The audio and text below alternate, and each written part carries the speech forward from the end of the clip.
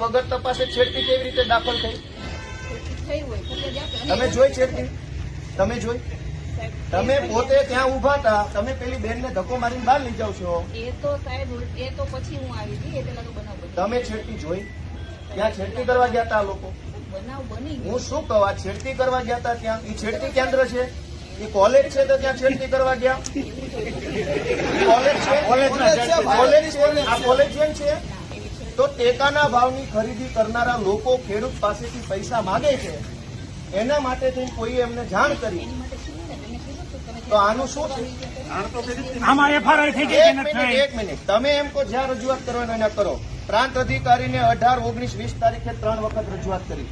RSC કલેક્ટરને 18 ને 22 તારીખે 2 વાર રજૂઆત કરી. કલેક્ટર સાહેબને 24 તારીખે મેં રજૂઆત કરી.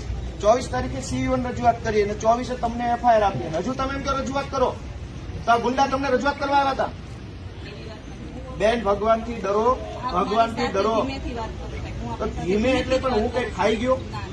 તમે અમને ઉપર ખોટા આરોપ મૂકો. બેન, તમે છેડતીનો આરોપ કેવી રીતે લગાવ્યો એમના ઉપર?